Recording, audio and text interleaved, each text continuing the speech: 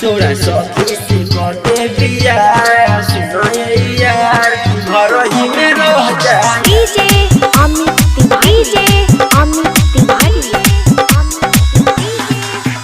तोरा सखी से करके बिया सुनो यार घर ही में रह जा।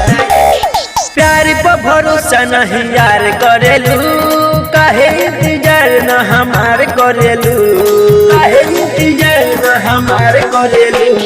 प्यार पर भरोसा नहीं यार करेलू काहे इंतजार न हमार करेलू। काले आई तोर बारात लेके जाई तोर भातार काले आई तोर बारात लेके जाई तोर भातार हम तन को न पछताई। तोरा सखी से कके बिया सुनो यार कि घर ही में रह जाई। तोरा सखी से कके बिया सुनो यार कि घर ही में रह जाई।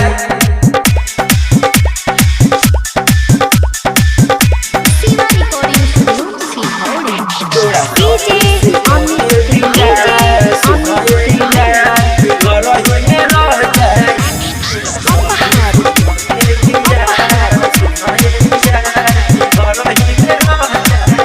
हमरा के छोड़ के जइबू हो चली जइबू हो पियावा के से जिया सजइबू हो सजइबू हो। हमारा के छोड़ी के जइबू हो तू जइबू हो पियावाला से जिया सजइबू हो तू सजइबू हो। प्यार में हमारा मिलल बाटे गम तोहरे कारण हम पियतानी राम खुशी खुशी रह जाई। तोरा सखी से कके बिया सुनो यार कि घर ही में रह जाई। तोरा सखी से कके बिया सुनो यार कि घर ही में रह जाई। तोरा सखी से कके बिया सुनो यार कि घर ही में रह जाई। डीजे अमित तिवारी तोरा सखी से कके बिया सुनो यार कि घर ही में रह जाई। जिंदगी में अगिया लगौलू हो मनदीप मनीष के साथ घर बसवलू हो।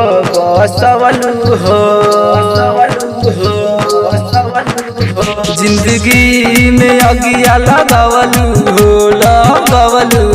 मनदीप मनीष के साथे घर बसवलू हो। चंदन का संगे कैलू तू घाट तोहरा पापा से मांगत रही हाँ काहे तू मना कैलू। तोरा सखी से कके बिया सुनो यार कि घर ही में रह जाई। तोरा सखी से कके बिया सुनो यार कि घर ही में रह जाई।